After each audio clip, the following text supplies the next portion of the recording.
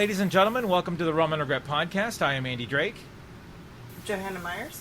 Nate Tessie, and we drink and we know things. It's Wednesday, August 27th. The stars have aligned. Everything worked out. We are actually recording this week. It's been a hot minute since we've been on, but there's a good reason for that.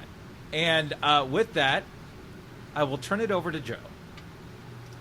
So the good reason for that is, unfortunately, I have breast cancer, which really fucking sucks. Boo.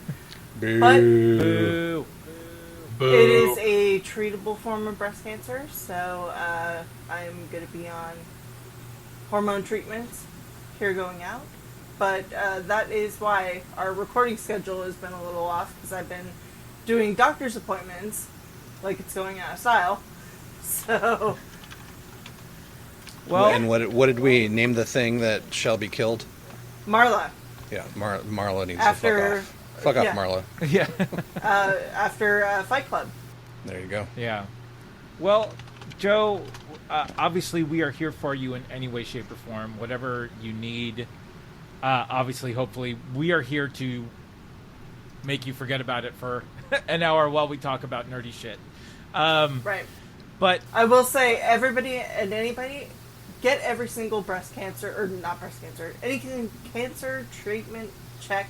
Just go and do it. Go get your colonoscopy, your prostate exam, your mammogram, whatever. Get it, and get it early if you can. Because I'm 42, and I found this out because I got my first mammogram at 42. So... that was your first? Yeah, Yeah. that's crazy. That's literally my first. Wow. And turns out, whoa, shit, it's cancer. So, God, talk about a So, yeah, go get shitty out of the checked gate, early. man. That sucks. yeah, Well, Yep. good that caught it, though. Like, Yeah. exactly. Yeah, they caught it and could have caught it earlier, but it's still early enough. But yeah, Yeah. Well, again, we are here for you, and in whatever capacity. If I know you have a pretty good support network as it is, but if anybody out there listening has any tips or tricks and wants to offer any advice or support to Joe, you can reach out on her socials. She's at joechickadee.com, and whatever you can offer, a joke, a dirty limerick. oh, I welcome dirty limericks. there once was a man from Nantucket. Right. He had his balls groped and said, fuck it. Yeah. Well, Joe, again, we are here for you in whatever capacity you need, and until then, kick its ass. There you go. Will do. All right. And fucked, as that is the real life horror corner, Right. and we get to the actual horror corner. Yeah. Well, which but first, is- I forgot to first. introduce. We have our normal stand-in guest. Normal stand-in. Our number 4 placeholder. Yeah, right. Number 1 in your hearts, number 4 in the billing. Yeah. When Rum Regret needs a drummer, we bring this guy in. He's actually a singer. I'm just going to throw that out there. Yeah. This man has pipes. Oh, thank you. Steve Palifka, everybody, Mr. Soup himself. Steve, how are you? I'm good. Thank you guys again for having me. I lost track of how many times this is, so... Yeah. Yeah, we definitely need to give you the pleasure. smoking jacket with the number on Yes. it. SNL style. Joe, I don't have a limerick for you, but I have a haiku. There once was a man from Cork who got limericks and haikus confused. I love it. Perfect. Love it. Love it. Love it. So, since it's been so long since we've been together and talked, a lot's come out, obviously, in terms of movies and shows. We are going to run through our normal segments, but we are going to focus heavily on two pretty major releases that have come out. Well, not one major release that has sort of taken the world by storm, and then one under the radar that we just kind of found. Steve was lucky enough to see this in the town, but the rest of us sort of discovered this when it hit HBO Max. So we are going to talk about the global phenomenon K-pop Demon Hunters, and we are going to talk about the movie Freaky Tales that just hit HBO Max, but I guess came out in Oakland about a month or 2 months ago. Oh, no, it came out, God, I want to say it was in theaters either late 2024, early 2025. Okay. All right. Nate, you're muted. That would explain a lot. Yeah, it came out around the time that Sinners came out, maybe a little bit earlier, because it was in the theater at the same time. That's exactly when it... I almost went and did a double feater, but I missed it. Got it. I'm looking at my original... I saw it on the 8th of April, so that's when it came out. Got it. Okay. So, yeah, that's what we're going to be focused on, but we will go through our segments. And first and foremost, Joe, Horror Corner, what do you got? We've got Alien Earth. Fuck yes. Which, holy shit. Can you make the noise the aliens make in a spectrum we can hear? Dude. So Steve hasn't seen this yet. I haven't. Oh my God, Steve. Oh shit. Okay. No, go ahead. I'm so okay good. with spoiling this. Woof. I'm not gonna spoil it. You guys are gonna get so mad at me. You don't like it. I'm conflicted. Really? On this. Really? Yes. What? I have a conflict. Okay, is it the fact that this is set 2 years ahead of the original Alien and we're getting what we're getting? No, it's the lack of Geiger. Oh. Yeah, It's I mean, not- there's it not doesn't really any have- aliens. It's Earth. Not that. It just doesn't have the vibe. I would love this. I would absolutely love this if it were its own standalone thing. Sure. The story's great, the acting's great, everything's great. Just that it's wrapped in Alien, I'm like... You need more phallic buildings, is what you're saying, right? Yeah. more dick hallways. More goop and gore. And, Yeah. I have a feeling it's coming. No, pardon the pun. Yeah, Steve beat and me that's to what I'm the... hoping, because like the first 2 episodes, I was like, I like it, but it's like Timu Alien. Oh, And then Wow. the last... Episode the 2 last blew 2? my lid off, man. It was so good. 3 and 4 was when Freezing, I Nate. was like, okay, it's worth it. It's good. Watch it. It's not Timu Alien, Yeah, it's But- real good. but yeah, Okay. I'm super excited to see where it goes because No shit, right? like I said, the story is amazing. Yeah, And I love the expansion of the world. Like, instead of just sort of learning about Weyland-Yutani, now we know sort of how the Earth is structured, right? And the people and the powers at play. The big five, yeah. yeah, Right. And I'm loving what's happening in Neverland, right? The Kid Genius company. I like. He's I think a fantastic character. The whole premise of the cyborgs. I versus, love to hate him. I know. Yeah. The cyborgs versus the synthetics versus the this is how this company does it versus this is how this company's doing it. It took me a little bit during the second episode. I love the second episode so much when they're going through the ship and we're seeing the different species of aliens that this ship collected. Weyland's vessel. Right. Yeah. And Can we back up real quick? Sure. Just to give it... So, Steve, have you seen any of these episodes yet? No. Okay. I didn't even know this was out. So. Yeah, so it's on Hulu. So, quick premise. It's several years before Aliens, but technically set 2 years before Alien. Is that right? As far as the timeline goes? yeah. But disconnected completely from those two kind of events, with the exception of the xenomorph. Yeah. Anyway, so long story short, Weyland-Yutani has... Is it Weyland-Yutani at that point, or is it just Weyland? No, it's Or Weyland-Yutani. Yutani. Yeah. It is both. Okay, that's right, because we get to see Yutani in it. They had this deep space science vessel, basically, that was sent out to collect alien species from the farthest reaches of whatever. So you're not just getting xenomorphs. There's 5 distinct species. They're all terrifying in their own way. One of them is just like, oh my god, burrow into your skull and replace your eyeball with its face. Like, it's Ugh. so good. Spoilers, good God. Well, I mean, it's been 4 episodes. Anyway, so this shit happens on the ship because obviously there's aliens and things get out. And the only survivor is this cyborg who basically barricades himself in this crash zone, and it literally crash lands onto Earth and basically splits 2 giant residential towers. And so there's this whole emergency response, and that's like the B story to the A story, which is they've figured out a way to put human consciousness into synthetic beings. And they're using these terminally ill children as the guinea pigs, basically, because they're going to die anyway, and their parents basically sign away their rights to the, this insanely rich Prodigy Corporation, which is what Andy was talking about earlier.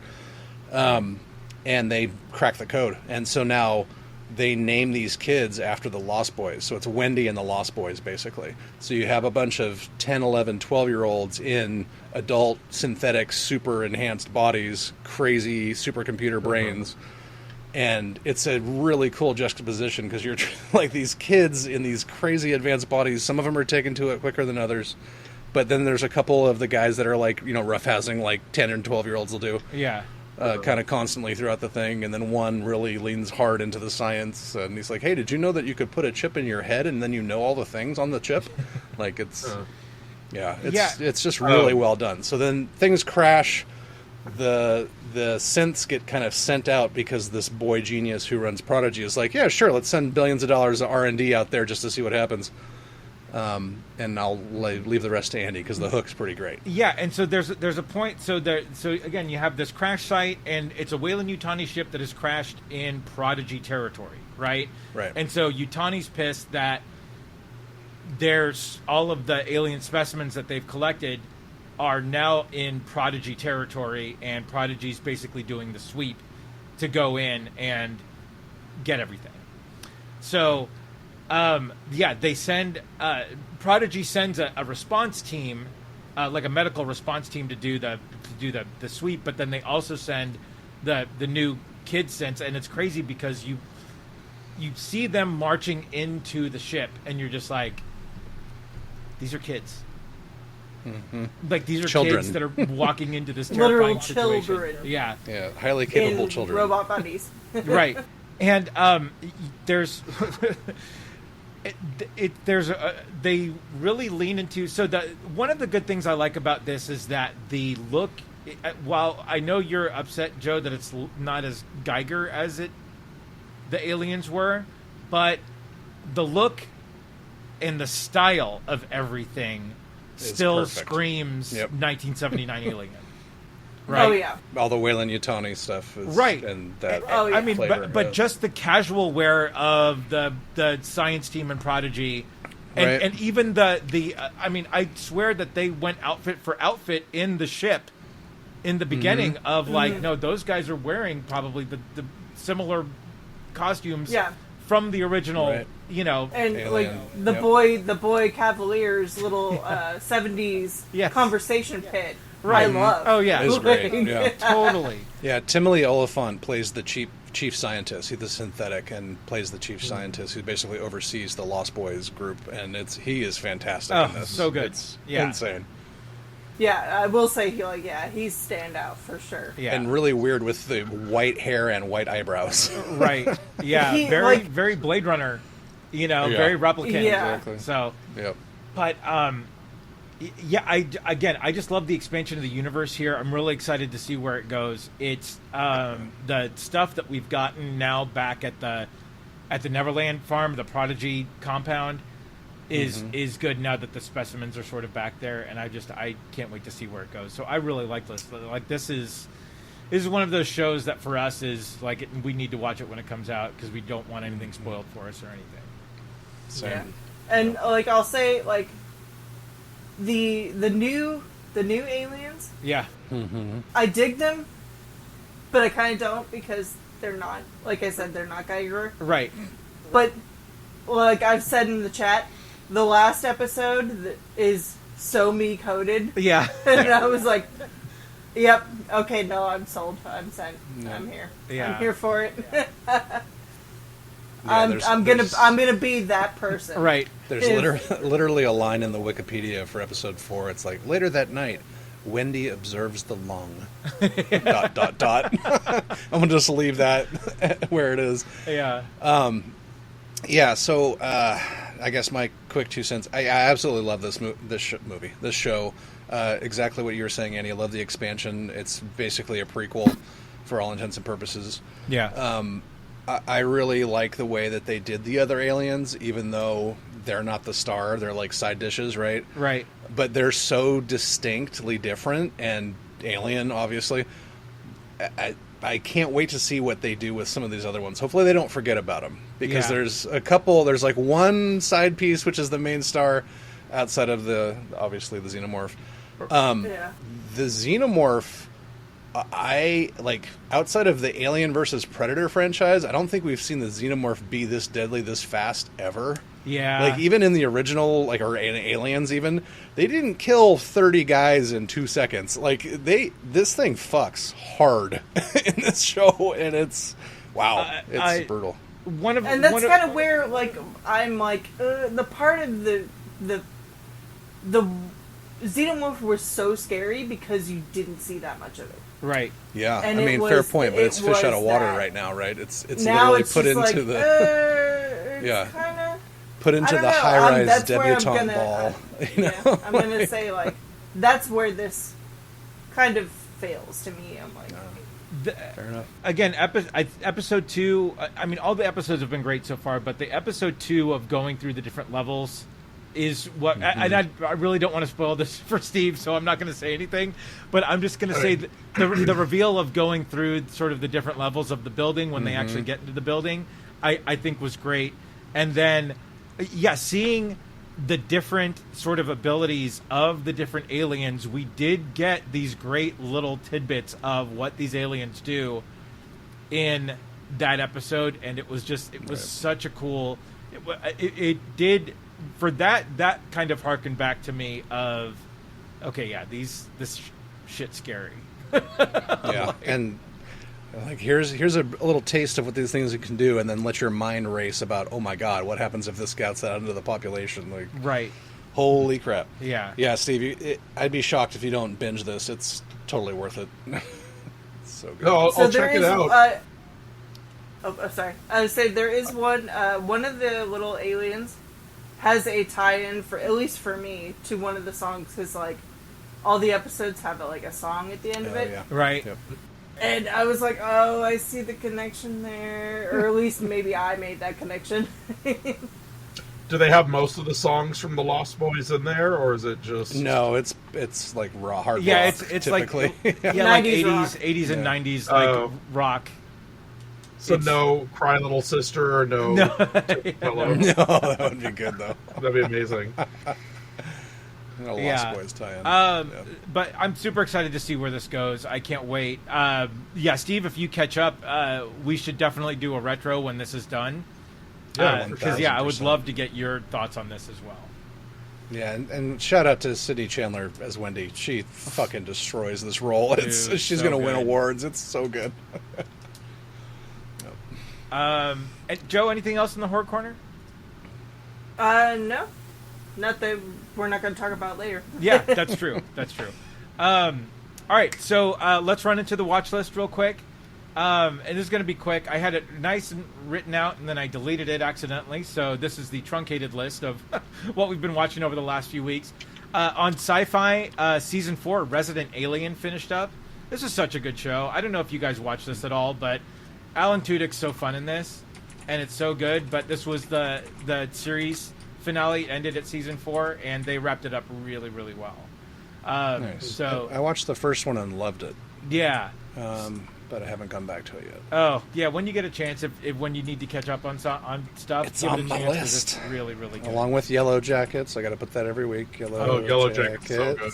Yeah. I can't say it anymore. It's a running bit for us because Joe and I haven't sorry, watched guys. it. He's been trying to get us to watch this for years. Joe has to watch Supernatural again. So. Right. Yeah. and more Critical Role. It's But gonna, you know, it's- Well, it's Critical gonna Role leave is Netflix. life, man. I'm Right. shocked you haven't gotten into that, Andy. I know. Let's go. Right. On Paramount Plus, we got Star Trek: Strange New Worlds season 3 Oh, it's running so through. good. So Oh, good. it's so good. Yeah, Nate, I know you started on this, but man, this season. I think I'm one behind, maybe. Okay, yeah, this season's going really, really well. It's really good. What else? On Netflix, we started Fubar season 2, the Arnold Schwarzenegger sort of spy. It got a season 2. It got a season 2. You've yeah. got to be kidding me! Right. What? But it's a fun show. Like you absolutely need something to watch and need something fun. It's good. And then obviously the first half of Wednesday season 2 dropped, which is Ooh, that was so good. So good. Yeah, you know, it was getting a lot of shit early for some reason. Like, people thought it was too campy or whatever. It's like, maybe started a little slow, but it's really good. Yeah. Especially towards the end of that, I think it was episode 3, it really started to ratchet up. I like agree. the spooky factor. It was Yeah. really Dude, fun. I'm 100% here for Pugsley. Unlimited power, Pugsley. Yeah. Fuck yeah. Emperor Palpapugs. Right. Yeah. And then a couple movies we watched on Hulu. Operation Fortune. This has Jason Statham, Aubrey Plaza, and Hugh Grant in it. It's a fun little sort of not spy thriller, but sort of like spy versus spy kind of. What network is that? That's on Hulu. Hulu? Yeah, but Making the notes. one movie that we watched that we loved was called Deep Cover, and this is on Amazon Prime. This has Orlando Bloom, Bryce Dallas Howard, Nick Mohammed from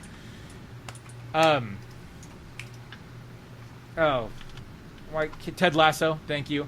Yeah, And then yeah. Sean Bean, of course. Does he die? Yes, he does. Spoiler. Of course. But Not a they spoiler, are as expected. But not shit. Orlando Bloom, Bryce Dallas Howard, and Nick Mohammed are improv comics that get hired to infiltrate a drug ring for a cop. Shut up. Yeah, No way. and Okay, this I is need to watch this. this is That by sounds far great. Orlando Bloom's like standout role. He is Really? so fucking good in this movie. He is like the method actor that never got the serious role, right? That Yeah. he's always wanted, and so he takes this job to like the nth degree. Like, it's so great that he gets in, and this was such a fun movie. We had no idea. Like, we just saw it on Amazon Prime, watched the trailer, and we're like, this could be okay, and it was amazing. It was so good. So that's my truncated watch list for this week. Nate, do you have anything Yeah. you want to add? I do, yeah. Well, it sounds like I need to get lifted and watch Deep Cover. That sounds amazing. Oh, so good. Let's see. So you already said Strange New Worlds. That's been fantastic. Yeah. Wednesday has been great. I'm trying to think what else we've been running on. Foundation started again. Oh, that's right. Been fantastic. I'm actually pretty far behind. I only watched the first episode of that. Same with us. God, what else? It seems like there's one or two more that I can't, on Paramount Plus even, that I'm forgetting. Well, yeah. whatever. I don't have a lot of time to watch TV lately, but Right. It's been really good. I bet we have been during our dinner time. Eddie and I have been going back through The Rookie, which Oh, yeah. she never saw, and I never got past season 3, and we just started season 3 after our watch through, and it's good. It's such a good show. Nate Fillion just wins all this stuff. Oh, yeah. And then more recently, I went back and rewatched a 4K Blu-ray that I hadn't watched since I had upgraded my setup. Blade Runner 2049 or 2042, whatever that the 2049. second one was. Yeah. The new one. Apparently, it's like Criterion level 4K disc. Like, if you have a 4K setup and you care about it, this is one you should own. And I have to fucking ship that. It was. I only have 2 little satellite Atmos speakers. It fills the room with rain. Like, visually, it's stunning. Obviously, the sound design is nuts. Like, I had to turn the bass down because it was so heavy, but perfect. Yeah. Fantastic. I can't recommend that enough to rewatch. And then future watch list, Jaws 50th anniversary is releasing an IMAX on Friday, and I'm going with a group, so it's going to be cool. You're going to need a way bigger boat because that's a big fucking shark on an IMAX screen. Yeah. So, yeah, that should be fun. I forget what anniversary it was, but I went with Xander and Mike to see it was the 30th anniversary of Teenage Mutant Ninja Turtles. Nice. Yeah. Holy shit. Did not realize that Sam Rockwell was the head kid in Shredder's gang. Shut what? the fuck up. That makes No. Oh, yes, he was. Dude, swear to my God. God. Yeah, Sam Rockwell Okay, is like I'm the head watching- kid. Yeah. I'm watching that tonight. Like, Sam Rockwell. Oh, wow. Oh, my God, he is. Yeah. Head thug of the Foot Clan in 1990 Teenage Mutant Ninja Turtles. Holy shit. Yeah. Yeah. I love that God. movie so much. That's Oh, my God. It was fun to that's see it on the big amazing. screen. It was fun to see it was just, they don't make no. movies like this anymore, right? Yep. And it's Here's just they the don't two- make Ninja Turtles. Here's like the that 242 evidence YouTube clip specifically of him. But That's great. no, and it was fun because I had no clue, but there was a little segment before the making of, and it's like, yeah, we have, there's a lot of great actors in this, and yeah, Sam Rockwell's in this, and it was like, I was like, what, where? And then sure enough, when he pops in, I'm like, oh my God, he's like 12 in this movie. He was probably dancing at some point too, right? Like, Yeah. Crazy. started early. Yeah. But so much fun. So yeah, the Jaws thing should be great too. That'll be fun to Yeah. see on the big screen. It's So no yeah, I Meg. think other than that, it's just been a bunch of soda pop, etc. So Yeah. Mr. Soup, anything you've been watching that we need to catch up on? Yeah, so I saw after I finally rewatched. I never finished Better Call Saul. Oh, I'm yeah? way out of the loop. So I powered through it. I'm just gonna say Breaking Bad was leagues better. I got to the end of Better Call Saul and I was like, did I just seriously sit through 6 seasons of like Law and then just an unsatisfactory ending? Anyway, so now that I'm done with that, I did see some new movies lately that I was actually really impressed by. One was from 2009, a horror movie called Triangle. Okay. Never heard of it before. It's kind of I don't want to spoil it. It's a really interesting concept for a horror movie. I've never seen anything quite like it. Very enjoyable. Kind of a, I'll say, psychological horror movie, and Okay. leave it at that. which Anything one was to this? Sorry. describe it- Triangle. it's called Triangle from Oh, 2009. Yep. Anything to really describe what it's about will give away very important parts of the plot. Got it. So, I saw Bring Her Back after seeing probably at least 300 ads for it on all social media. Right. And I was finally like, okay, A24, for fuck's sake, I'll watch it.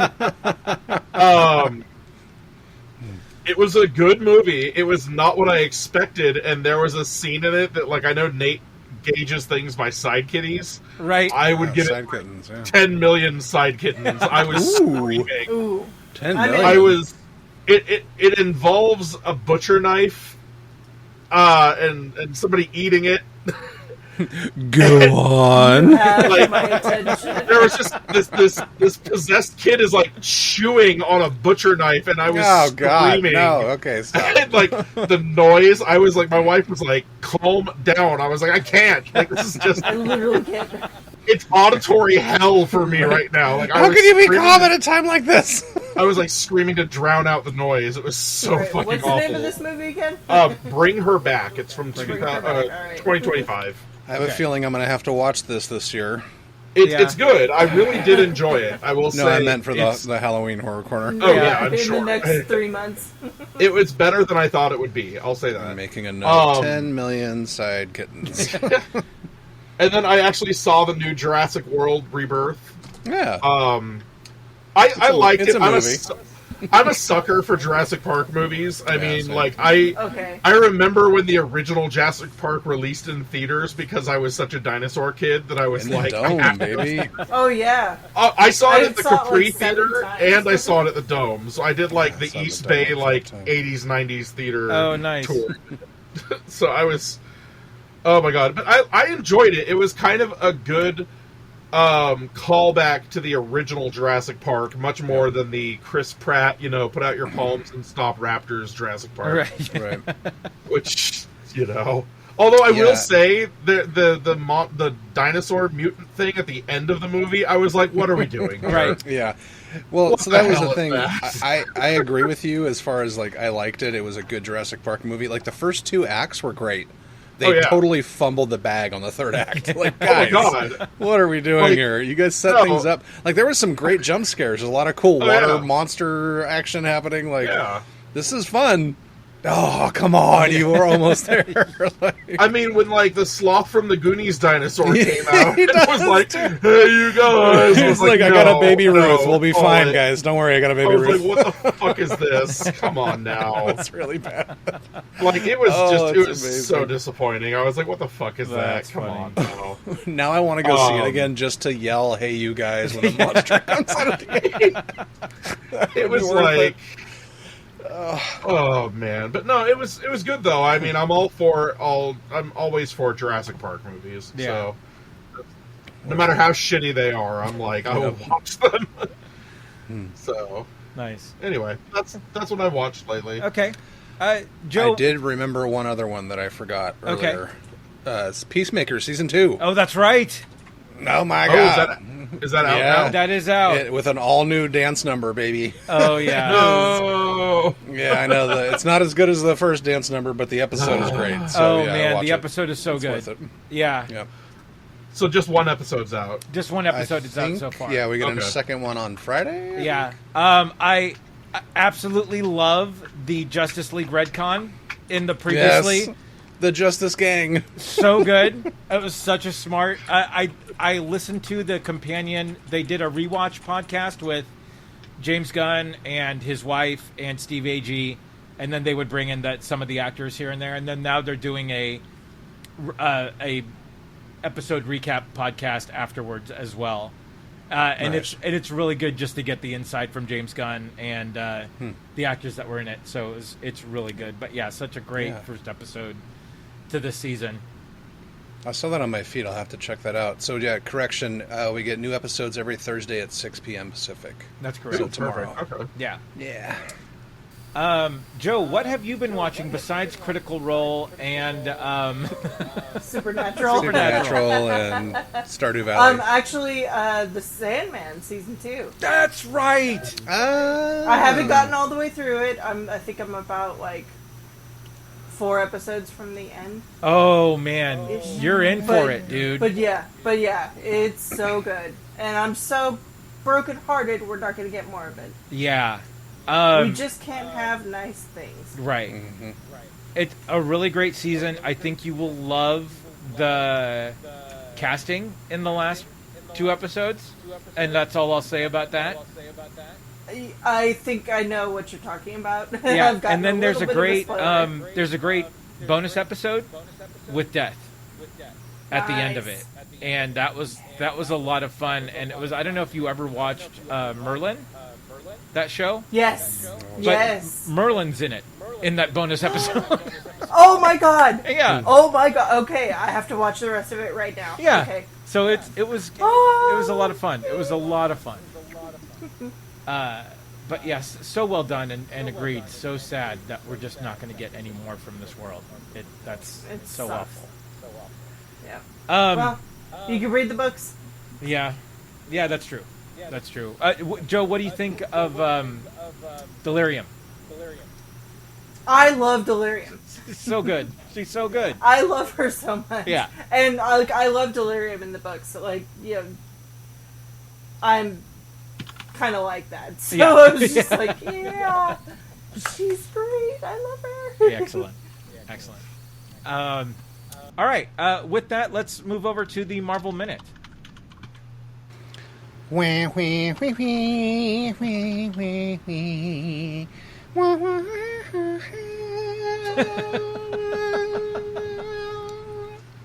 all right. Not a whole... I mean, there's a lot of news. It's been like a month since we've done this, but not a whole lot that I wanted to actually talk about.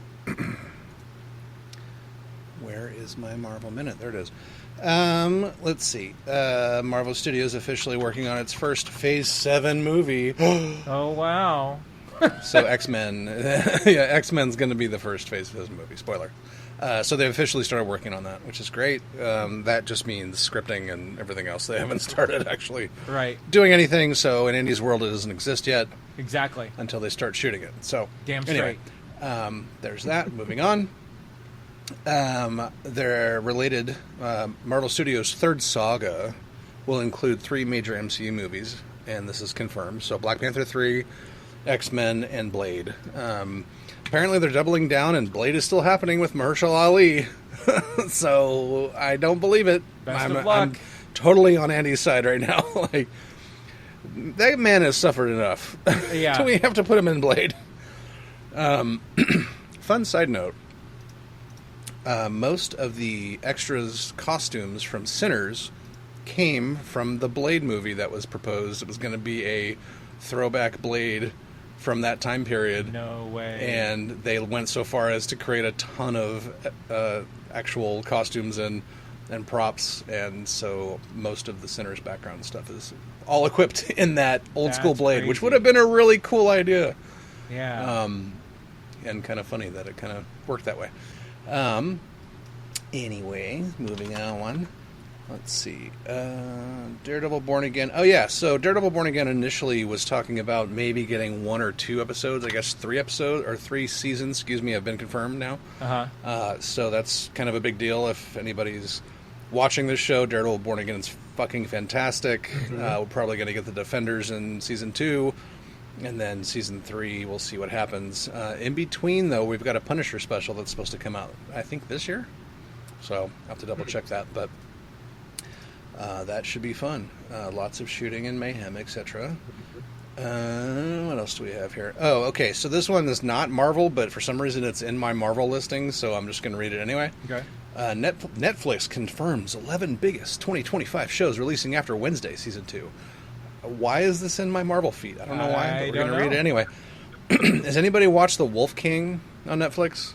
Nope. I've Can't heard say it's that I really have. good. Animated. It's supposed to be great. What about Black Rabbit? I haven't even heard of this, but it has Jude Law and Jason Bateman in it as brothers. And I'm going to have to try to watch this show now because that looks fun. Although Jude Law is a rising restaurateur. So is this going to be like a rip of The Bear or what? Probably. Maybe. Loan Sharks, etc. We'll see what happens. Haunted Hotel, September 19th, for all the kiddies. Created by Rick and Morty writer Matt Roller. Haunted Hotel is supposed to be adult animated comedy, so we'll see what happens with that. That looks actually pretty fun. Will Forte's in it. Skylar Gizzano, Eliza Coop. Animated show, so that looks fun. Alice in Borderlands Season 3. I've watched the first couple episodes of this, and it was actually pretty good. Really great action, but haven't seen anything after that. Yeah. House of Guinness. It's from Peaky Blinders creator Stephen Knight. Should be really interesting. We'll see what happens. It's actually the story behind the Guinness Brewing Company in 19th century Dublin, Ireland. So it's kind of perfect, I think. Yeah. At least for this show. We'll see what happens. Love is Blind, if anybody cares. Moving on. The Diplomat Season 3. Okay. So I haven't watched this show. I've heard great things. Okay. Has anybody watched The Diplomat? No. Yeah, this bit's working about as well as I thought it would. Nobody wants this Season 2. This was actually an amazing show, if you guys didn't watch this first season. So it's Kristen Bell and Adam Brody. And they're basically two 40-somethings that are single and nobody wants to be with them. They're all kind of bummed and whatever and get together, and it's actually a really great show. And apparently they're doing a Season 2, which makes no sense because the first season ended so well and we lost Joe. Yeah. Moving on. Squid Game, The Challenge, Season 2. Oh, we watched the first season. It was really good. What is it? So it's basically a reality show, Squid Game, where they actually get to play some of the games. Oh, like IRL Squid Game. Right. Oh, no. Yeah, except you're not. Oh, no. Dude, Lovely. and it's great too because so everybody here has watched Squid Game, right? Nope. Yeah. Haven't seen an episode. Dude, Nate, I thought mean, we how- talked about yeah. this. I know, I'm a terrible person. I'm sorry. Anyway, the very first game in the first season of like episode 3 or 4 is red light, green light, right? And this establishes the severity of the games, right? And Gotcha. in the show, if you move during the red light, you get shot. Yeah. You're done, right? And so What? in the reality show, they have these little sort of pips on a necklace.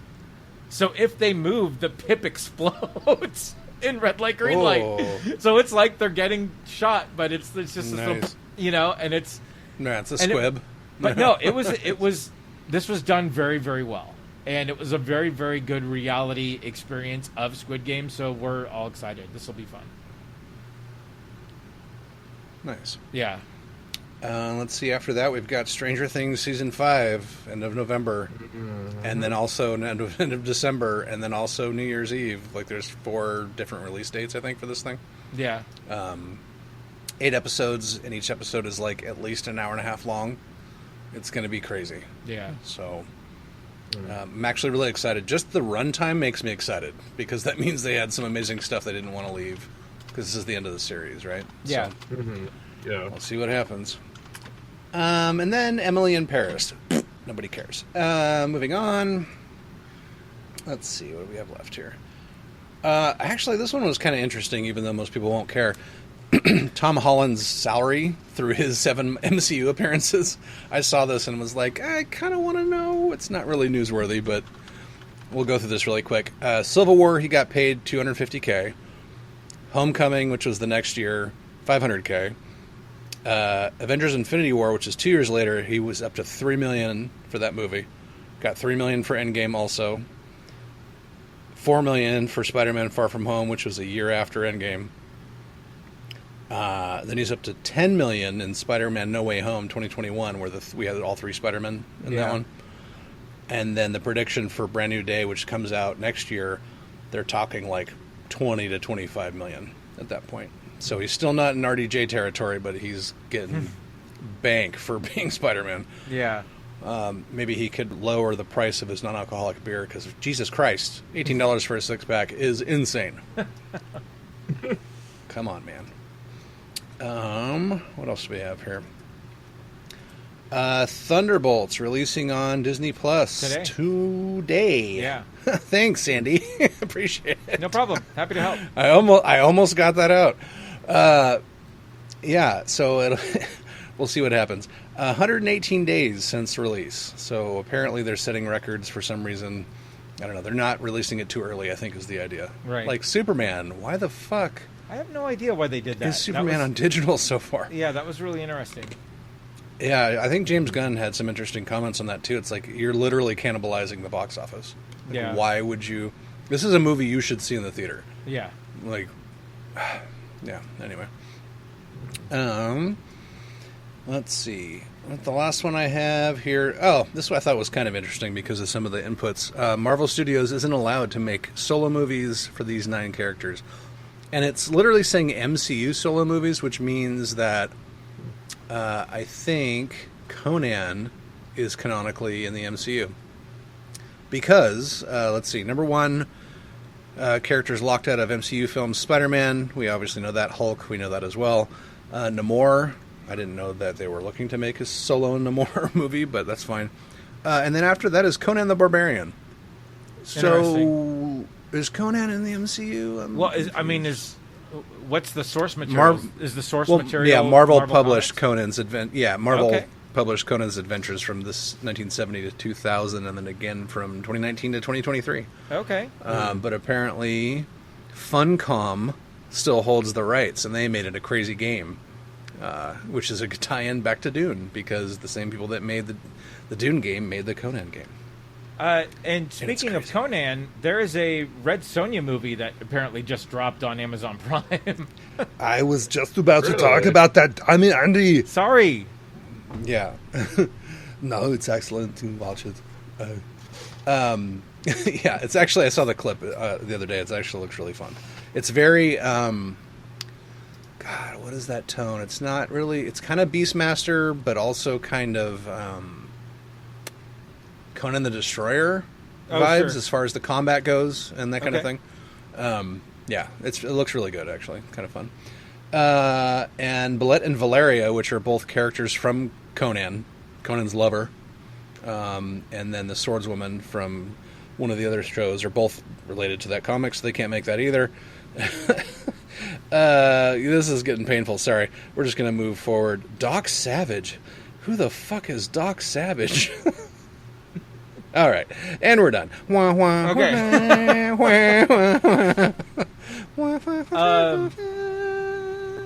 Super quick addendum to the watch list is Twisted Metal Season 2 just started on Peacock. I don't know if you guys Yeah, watched is it- Season 1 at all.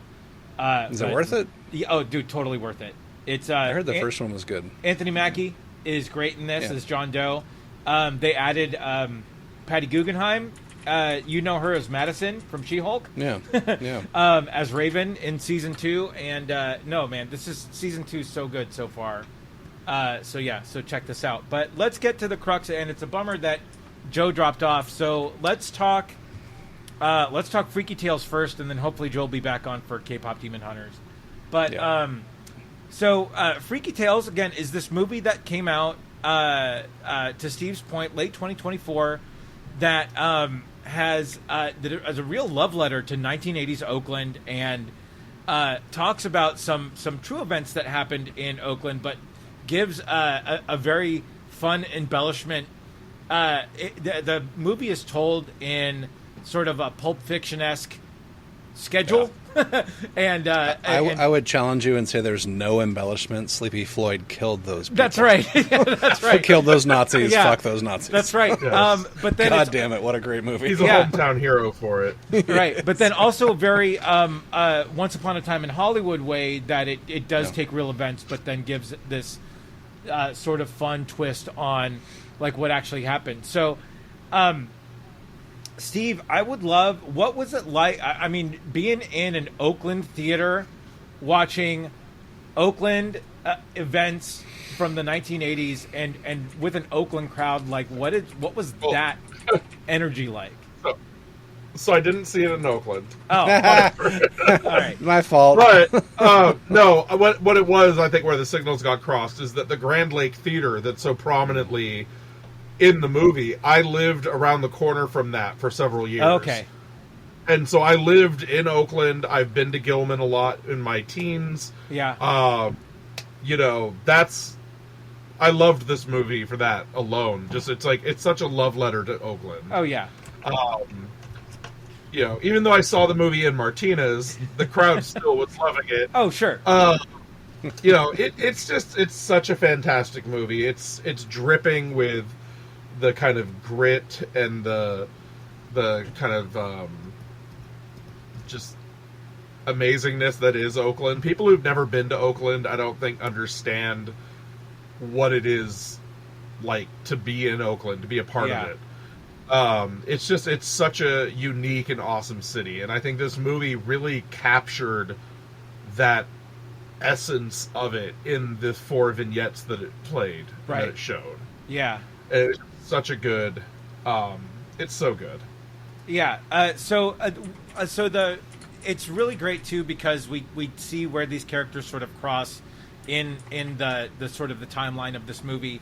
But yeah, it is a really great, like, you get the punk scene of Oakland and literal Operation Ivy recast Yeah.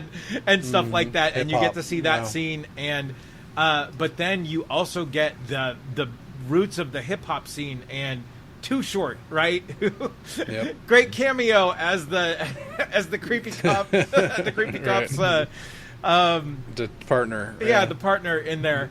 And then you see a old school, Too Short rap battle in there. Great with again a representation of Danger Zone with Dominique Thorne, the girl who played Ironheart, right? Yeah, Barbie and Entice. Let's go. Yeah. But again, and the end of that sequence, you get Marshawn Lynch driving the bus up into the, I love that. Again, Oakland, great. Yes. But then, and I love the references to, to Tom Hanks before he shows up in the movie of, the actor from Splash used to sell corn dogs at the A's games. Right? Yeah, and I rolled him in the parking lot outside the Coliseum. Yeah, exactly. Yeah, I think it was that guy. So great. And Pedro Pascal talking about rolling Tom Hanks. Right. And you have these. Yeah, you have Pedro Pascal's that whole sequence too, which was just really fun. But then he gets into the video store and you get the Tom Hanks cameo, which is just so incredible. It's that monologue. It's really so good. Great. Side note: can we get Pedro in a show or a movie where he's not protecting a child? I was going to bring that up. Or a baby right at the end, sure enough, God damn it! Talk about being typecast. I know. I mean, it's technically a genres, prequel to The Last of Us now. Right? You know what I mean? Yeah, that's true. It's the baby. Yeah, oh man, it's so because Jamie brought that up right at the end of the movie. We're like, oh my goodness, they did it again. Yep. But then the real sort of cherry on top of this ice cream sundae is the Sleepy Floyd sequence where it's so man good. the little sort of commercial right above it for the classes was so good, and I love that they replayed it afterwards because I did not pick up on any of that all crap. the characters that were in it right before, but then even just what he's saying of everything that happens, literally they tell you how everything goes down, and it's just that incredible sequence of just everything that happens in that house at the end. The kills, just it's so fantastic. It's so over the top. It's so good. And then the line from Pedro Pascal at the end. Guess he fucked with the wrong warrior. It's just so good. It's really good. And I love that he's wearing the tracksuit, and they got away with just warrior and not warriors. That way they can get away with it. It was. I mean, it's such a great, just from growing up in the Bay Area and, being close to that scene, you garner a real appreciation for what this movie, tried to say, but then gave it the embellishment of just the supernatural power, giving these people this energy to do what they needed to do at the end of this. And again, just the Tarantino-esque style sort of storytelling of even Pedro Pascal in the diner telling her, oh, yeah, aim for the neck. Go for the neck. Right? Yeah, I was going to mention that. Yeah. Oh, man. Hey, can I see it? Right. Yeah. And then just them overhearing the warrior thing, right? And it's we got to tail this guy. I love this kind of storytelling because it puts people in the right spot, and then they're making the phone call right before their brawl goes down. I don't know. It's such a fun, the interconnectedness of this movie, but the separation of the stories is it's so fun to put it together. And it means so much more seeing the love for Oakland, watching this. Did you guys get the same thing from this?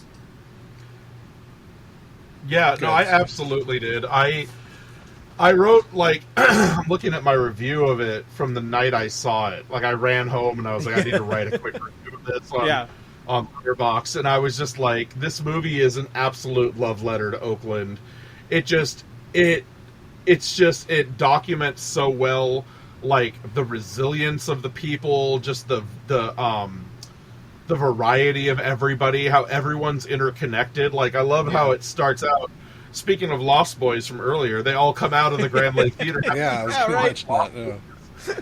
And I love how they're all present. And like you said, just the weaving of this story especially when you go back and you watch it a second time, you're like, holy shit. Like, when the punk girl's in the car and she's talking about, like, oh, I tailed this dude the other day and he was acting weird. Yeah. And she's like, what, you never tail people? Like, that sounds like a throwaway line. Right. And then you realize, you're like, oh my god, she was talking about one of the Nazi dudes Nazis, who's going to yeah. go break into the Warriors' houses when they're at the game.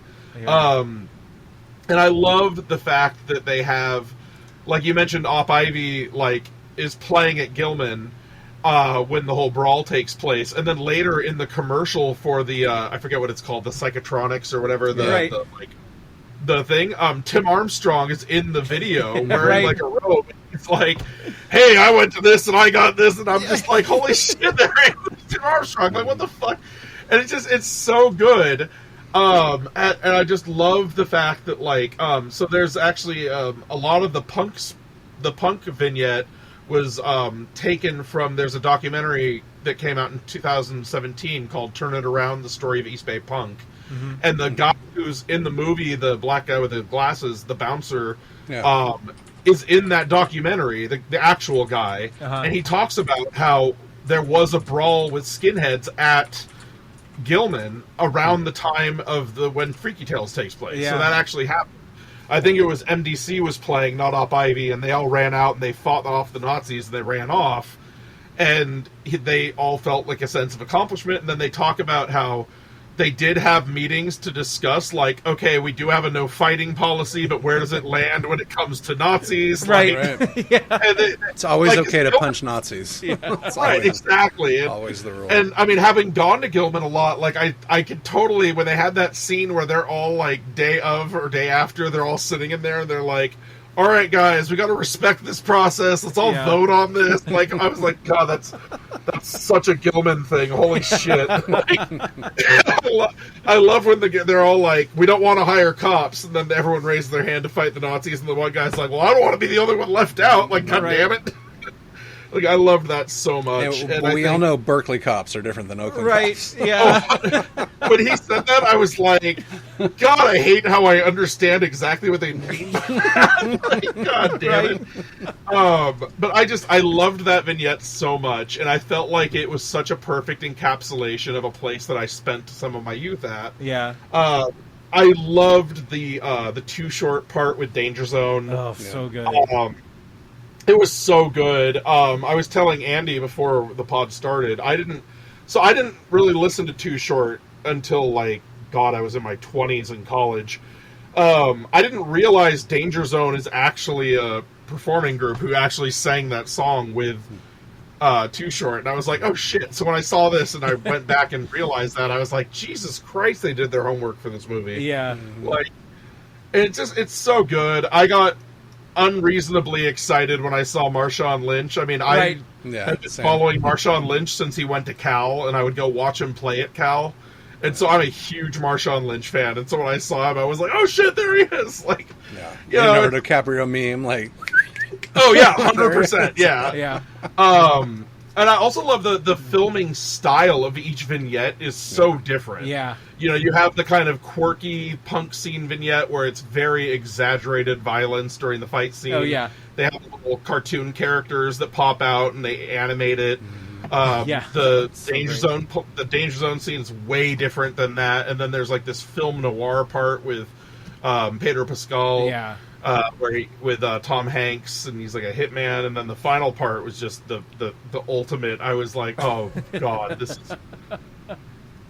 it is so good. I can't even the finale where Sleepy Floyd goes after all the Nazis. Just the musical choices they picked, Oh man. where they had like Metallica, and Yep. I love the little kid selling the East Bay mixtape. I Right. was like, oh man, I wanted to not like into that pause the hip hop movie. shit.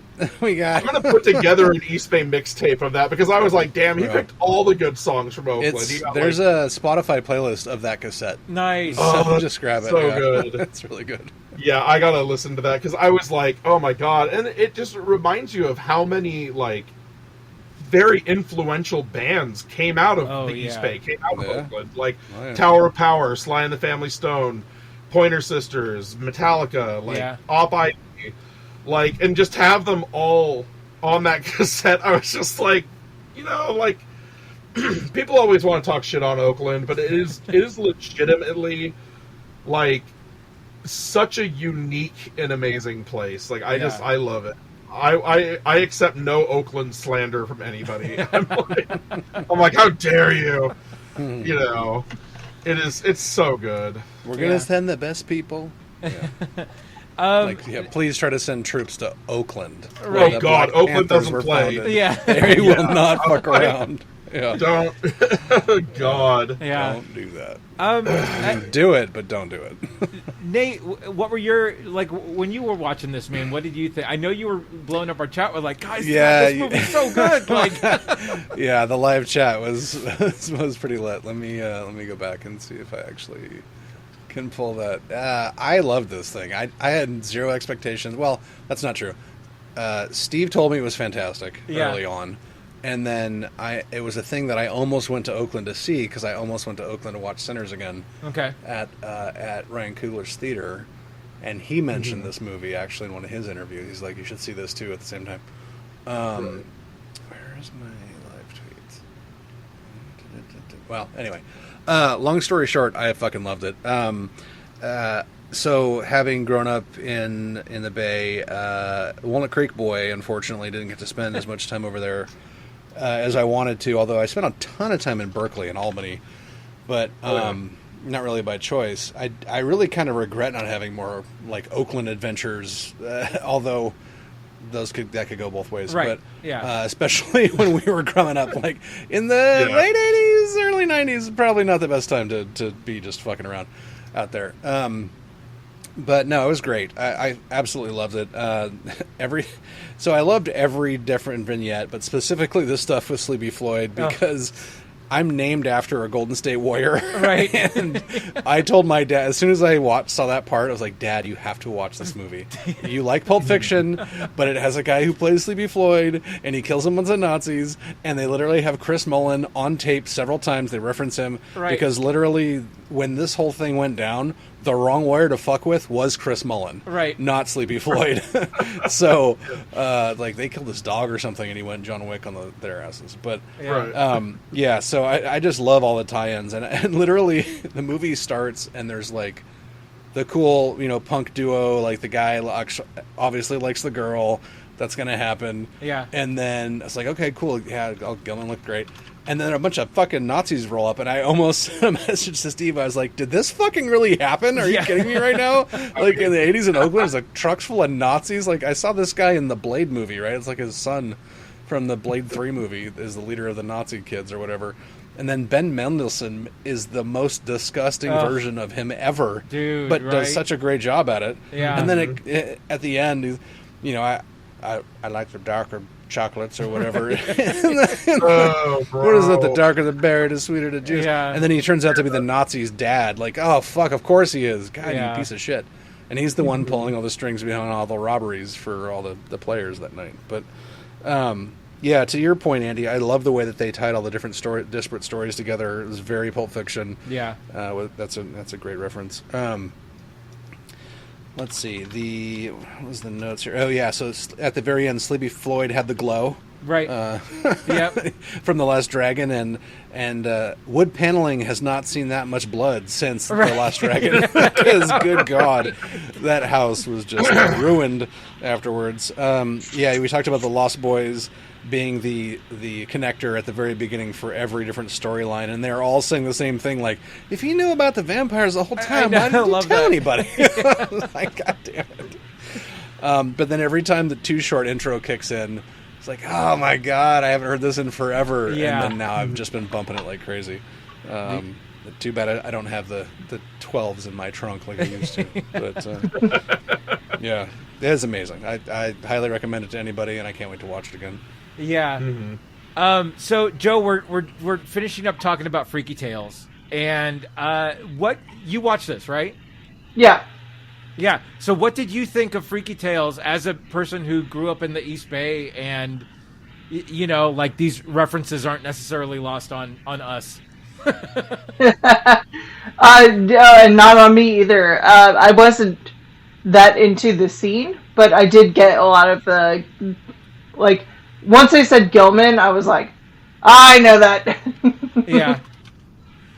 But it was really good. I love these kind of anthology tale movies or shows and things like that. And like the way it all connected at the end, I was like, oh, this is awesome. And it's nice for like the Bay Area to get representation that's not just San Francisco.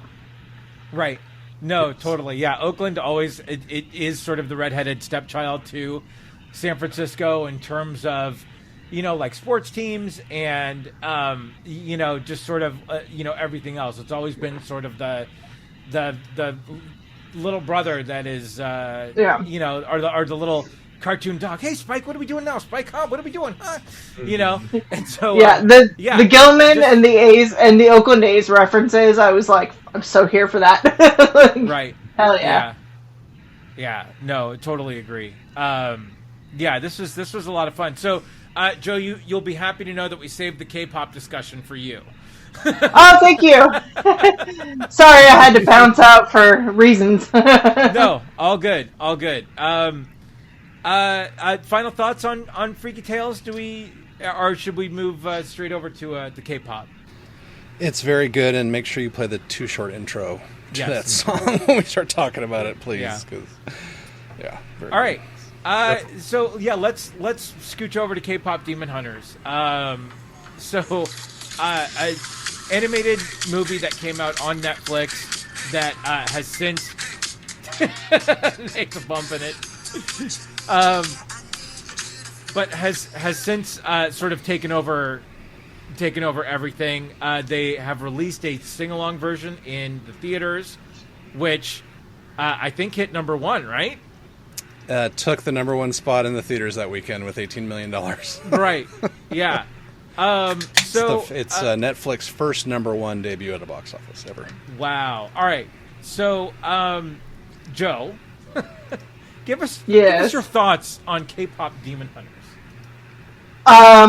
So if you are of like generation to me and you grew up with boy bands and Sailor Moon, you're gonna love this movie. It's 100% for you, and holy shit, and my shoulders can't stop doing this. Right. Like, oh my god, I love this so much. It's your soda pop. The songs have been in my head for like the last 2 weeks. Non-stop. It's ridiculous. Yeah. Yeah, I can't love this movie even more. Yeah.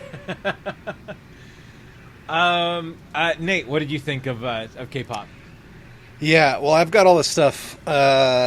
So Addie brought this to me, and she's like, "Dad, you got to watch this." Like, K-pop, whatever. Like, Demon Hunter's cool. Right. Like, K-pop, though, like, whatever. But I was like, okay, it's animated. I've seen some fantastic animation come out of Netflix. Let's check it out. And then I was instantly hooked. She had watched it 3 times, and by the time she watched it the 4th time, I'd watched it twice on my own without her. And to Joe's point, the songs are just earwigs. I mean, the production team behind this movie, so it sounds like it could be a very shallow premise, right? So it's a bunch of K-pop girls that are also demon hunters and whatever. But they literally got the best of every genre and every area to make this movie. Like, it's some of the best and most awarded producers in the genre are working on this. And apparently, I'd hate to be the Sony executive that sold the rights to Netflix, because apparently he didn't believe in it. I think they sold it for like $20 million or something like that. Yeah. They made that back in one weekend in the box office. And it is literally the most watched movie in the history of Netflix. 237 million views or something like that. It is the first soundtrack to ever have 4 songs in the top 10 on the Billboard 100 ever in the history of music. And they currently have 6 in the top 25. I don't care if you don't like anime, if you don't like pop music, if you don't like K-pop, if you don't like fun movies. I don't give a shit. Watch it. It's so good. Like, it's not This isn't Shawshank. This is the best version of popcorn movie in the history of popcorn movies. Like, Right. Yeah. and it's deeper than that too. Like, what's so fun about this is it crosses every genre, every divide. Everybody can find something that they love about it. I loved it because Addie loved it, and then I found my own stuff. Like the music is very shallow, but then you hear hear it a couple times. You're like, "Fuck, these lyrics are hitting me. Why is this making me emotional? This doesn't make sense." Like, oh, okay, this is my voice without the lies. Okay, that makes sense because they made her like sing alto when she wasn't that. Right. And my mom came over for dinner the other night, and she's not the target demo, obviously. And we got through half the movie before she realized she had to leave, and she was loving it. She had the little shoulder bob going, the soda pop and everything too. Yeah. And yeah, man, this movie came out of nowhere and absolutely slapped the world in the face, frankly. Yeah. We'll see what happens. Animated movies are notoriously underrepresented at the award season. I don't see how they can ignore this, frankly. But it's great. I recommend it to everybody. Should watch this at least once. It's like everybody should wait tables and work off tips at one point in their life just for the experience. This is on that level for me. Yeah. So, Yeah. Steve, what did you think? So, I mean, being the target demographic for this movie, I was really impressed. They really marketed it to 43-year-old overweight white guys with beards. are you kidding me? Did you saw the magpie with 3 eyes, right? That is my spirit animal, Susie, the magpie. Yes. I was going to say, when looking up some other like people's thoughts on this movie, I technically am the target demographic according to Reddit, but no, so I watched this. I watched it with the family. My daughter was really interested in it. I think she is definitely the target demographic for it. Mm-hmm. I really liked a lot of it, how they kind of blended. Like, I loved the animation style. I loved how they included kind of the I'll say the anime-esque, like, facial expressions, stuff like that. Yeah. The music is definitely catchy. It's not really my cup of soda pop, but I did like it. I was I liked the story. I liked the way that they work in like mythology to the story and how it kind of drives the whole narrative. Right. It was cute. It was enjoyable. I had a good time watching it. I mean, yeah. Yeah. No, I agree. And the mythology part of it, like the Buffy the Vampire sort of like set up with generational demon hunters and sort of being in, sort of the perfect area, like the perfect spot of that time to, be in the right way to get as many demons as possible. I really liked that part of it. And I just thought, because to Nate's points, it did have, like, you look at that title and you're just like, God, this isn't going to be good. Like, this is just going to be this just sort of straight up whatever, like somebody had a generic story for this and decided, but no, they really dug into it and they made it interesting enough for, with 5 minutes into it, when I'm getting the backstory of the legacy, the sort of the lineage of these demon hunters, like, okay, this makes sense now. Like, this is where, of course, where these people would be. It is, a great setup to sort of where we are and what we're doing, and yeah, it was really smart. It was a really smart start. And then, yeah, just the music. I really loved the at the end during the credits, seeing the actual girls sing the song. And I just thought that was great, and that really, sort of brought it around to, like, this wasn't like real people worked on this. This is like they put their heart, to really bring you something that was good. And just the demon boy band. I mean, come on, like that's such a funny part of this. Like, the one way that we can attack these demon hunters is to get on their playing field, and. I mean, yeah. And like the hot pepper challenge show, like, I love that. Oh yeah, so good. Yeah. Back to your point there, real quick, Andy. Before we go past it, the singer for Rumi, she was a trainee for SM Entertainment for 10 years, and then got an opportunity to do something and became a writer and was kind of pigeonholed and told her she wasn't good enough or whatever. And then she was the one that actually she wrote the music, right, and sang all the backing tracks and like, okay, here's the music we're proposing for this show. And the creators listened to it so often that they're like, this is the singing voice for this character now. Yeah. And they hired her for the role without her auditioning for it, basically. Oh, that's great. Like, her audition was her writing of it, and here's how I present the song. Yeah, some really cool stories coming out of it. Yeah, like if this doesn't sweep the best original song category in the Oscars, like there's something wrong. There's going to be lots of tiny rioters, for sure. Right? Yeah. Yeah, but Go ahead. Oh no, I was going to say, although Sinners might have had some original music as well, so that'll be true. That's a fair point. Yeah. But no, and then to go back to your point a bit about the demons, one thing I did like about this is not only did you get a background on how, throughout the generations, kind of like Buffy, like they use music to kill the demons and stuff, you also got demon lore, and you got how people become demons. And I liked the way that they portrayed the demons. They weren't just like, here's demons in hell, scary, roar. Like, like when you run into the demons on the plane and they're like just trying to act like people, but they're doing like you're watering this. That was coffee. Amazing. I was laughing so hard at that. And I was like, okay, like I get the hype. This is actually legit. I mean, in spoilers, when Rumi reveals that she has patterns, I was like, holy shit! Like I did not see that coming. Like, that obviously is a pretty easy avenue to go through now in retrospect. But like, oh my God. But there was that first thing when she releases the song and you see the face, right? Yeah. And you're just like, is she a demon? I don't know. And then it came to like, oh, man.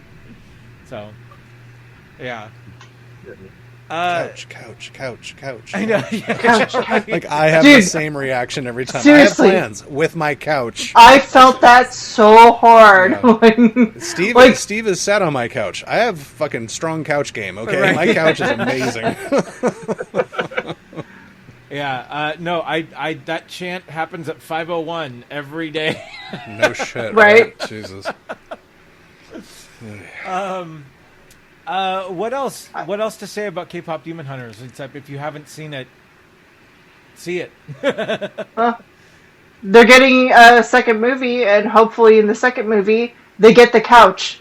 I want to see my girls get the couch. Yeah, it's already been in production, I think, at this point, as of today. Yeah. So, that's crazy. Should be Just good. crazy. I know, and it's nuts to see how far it's only been like a month, right, since it's been out, something like that. And it's breaking. Well, it's shattered every actual K-pop record ever created in the first like 2 weeks, right? Yeah. So BTS and all these guys, like, sorry, Saja Boys knocked you, like a fictional demon boy band knocked you off the IRL Billboard charts. Yeah. But it just speaks to the talent of the producers and the singers of the music. So I love it, and I'll probably watch it again shortly. Yeah. It's really fun. I have Soda Pop stuck in my head right now. Yeah. Yeah. Yeah, there's some listening to those lyrics, there's some pretty amazing lines. I'll save one for the end. Yeah. Anything else on K-pop, guys? Oh, the cat! The tiger! Derpy. Oh my God. Freaking tiger is on. Oh Derpy my the God. tiger's on my car already. Right. Oh my God. Yes. The best. Funny. When this show first came out, there was 0 merch on the Netflix site. Now there's 7 pages of merch. Oh, I'm Yeah. It's crazy. Yeah. They're selling the pant, like her Choo Choo sleepy pants. Oh my They're God. 56. They're like $60. I was like, I don't think I'm gonna buy that. Yeah. And who's your favorite? So Mira's my favorite, obviously. I mean, obviously. Yeah. I love the grumpy girl. Yeah. I don't really have a favorite, honestly. I think they're all awesome. Yeah. Yeah. My favorite is Derpy. Actually, no, my favorite is the three-eyed magpie that's exasperated at Derpy. Right. Actually, Steve, I want to get that tattoo done at your tattoo place. Just the magpie with the hat going ugh, like that's my spirit animal. That's amazing. Yeah. That's like at least shoulder worthy. I'm not sure where I'd put it. Probably on my arm. But Yeah. No, Derpy is my favorite. I like all three of the girls in the band. I can't remember their names, but I would be remiss if I didn't mention just how incredible the Derpy Tiger is. Oh, yeah. My daughter would disown me if I didn't mention that. She is in love with that thing. Like, Yeah. we went to a Comic-Con in San Jose 2 weekends ago, and there was Derpy Cat merch everywhere. Nice. Like, No how way. people knock it out so Man. fast. I have no idea. But there was, like, paintings and pictures and all sorts of art, and I was like, holy shit. That's awesome. really cool. Addie's Yeah, going to try and it's crochet one. amazing. Nice. She's Nice. like, I Oh want my to God, crochet that'd be Derpy. I was like, that's a lot of amazing. work, but if you can make that happen, you should charge Legit. like $100 Yeah. for those. Yeah, That's for rough. real. That's a tough one. But make me the magpie first, because Yeah. let's do it. I want to add it to the collection. Oh.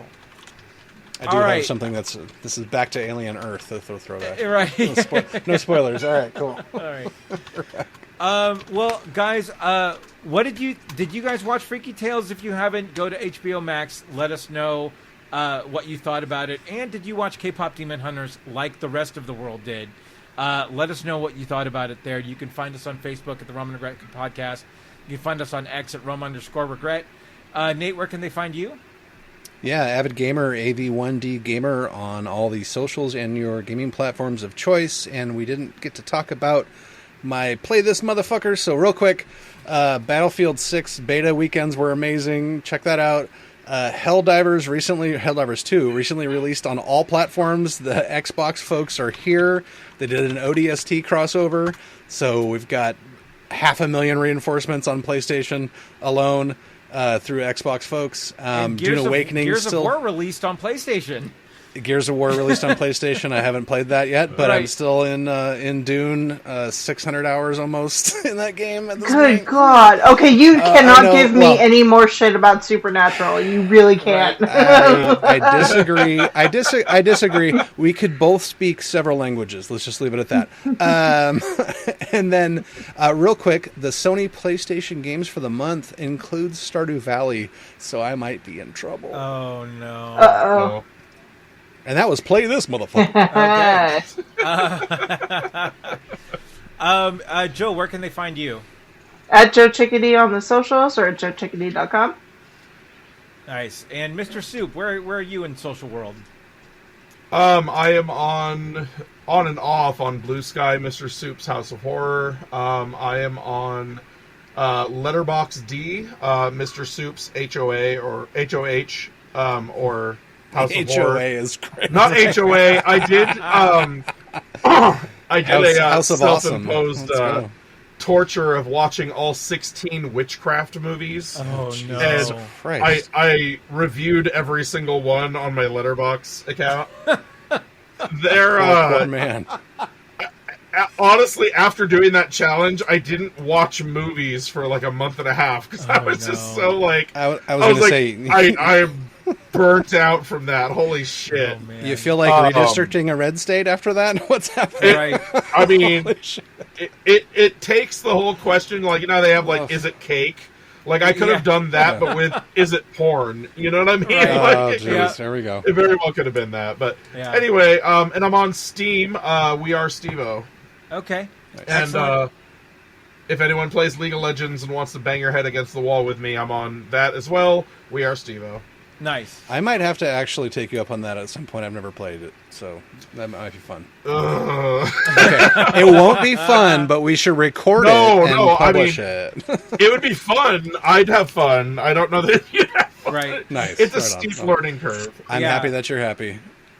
Yes. Yeah. Well, on the Rum and Regret gaming kick, there might be some Borderlands 4 videos happening Let's in go, a couple weeks. baby. So yeah, when that releases, we might get a little more connected and have some gaming sessions that you guys Let's do can it. watch. Yeah, you can find me at Crazy Drake on Facebook and Andrew Drake on X. And until the next time, everybody, we have friends everywhere. We still haven't talked, and/or guys. Oh God, what a travesty! Or Superman. That's true. Or Fantastic Four, which my son has seen 4 times.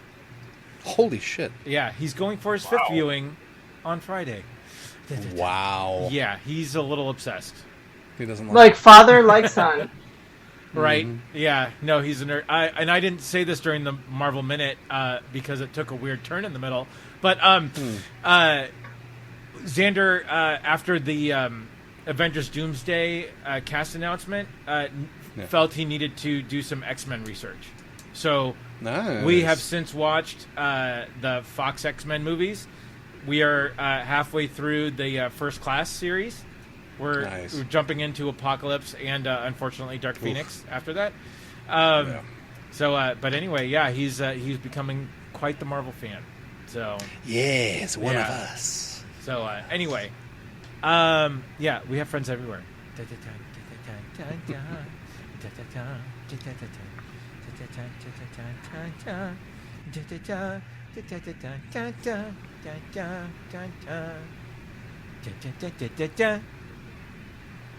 Fit check for my napalm era.